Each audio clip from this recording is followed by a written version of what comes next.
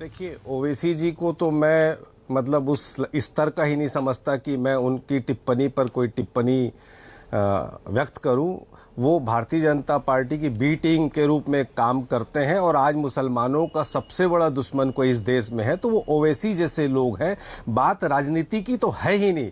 राजनीति और सियासत की बात भी अगर इस मुद्दे पर कोई करता है तो मेरी नज़र में मैं उसे सही नहीं मानता। बात है देश की, बात है हमारी सनातनी परंपरा जो है, हिंदू मुस्लिम सिख ईसाई सब एक हैं, सबको भाई भाई कहा जाता है। हमारा जो आपसी प्रेम और भाईचारे के नाम पर आज विश्व गुरु माना जाता है हमारे देश को।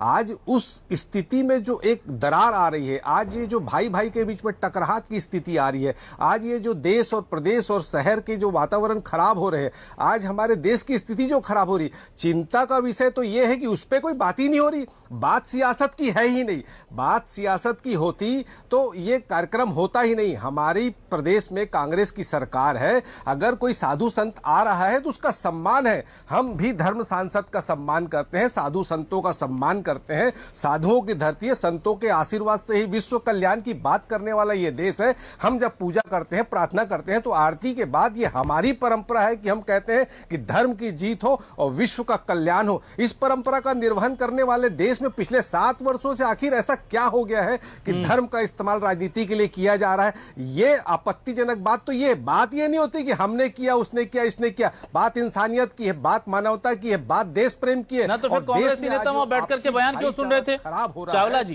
कांग्रेसी नेता वहां बैठ करके तमाम बयान क्यों सुन रहे थे?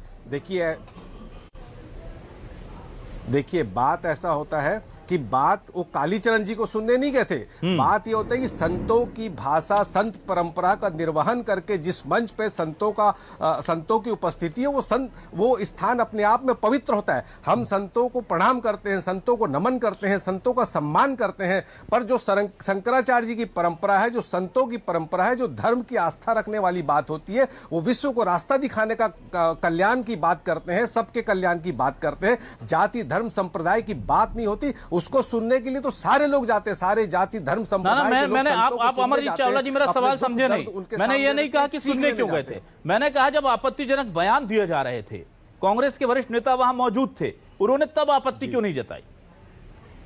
जी नहीं, उन्होंने तुरंत आपत्ति जताई। हमारे संत रामसुंदर दास जी ने तुरंत आपत्ति जताई। कांग्रेस के कार्यकर्ता या नेता नहीं है छोड़ दिया।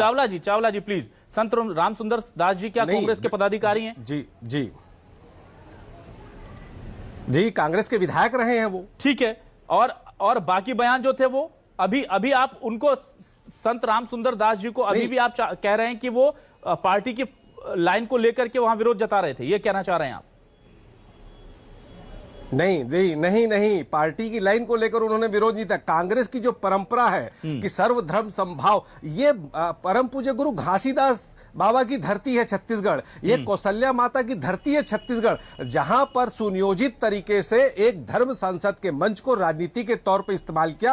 और कालीचरण जी के बारे में मैं कहना चाहूंगा कि कम पढ़े हुए लोग जो 2017 तक में तो राजनीतिक महत्वाकांक्षा थी, मॉडलिंग इन्होंने की, राजनीति में असफल हुए, इनके माता पिता ने इनको घर से इंदौर भगा दिया था इनकी हरकतों को देखकर। ऐसे लोगों को एक एजेंडे के तहत मैं बहुत जिम्मेदारी के साथ कहना चाहता हूं, आरएसएस के दलाल है, ये दलाल है जो ऐसे मंचों पर आकर आपसी समरसता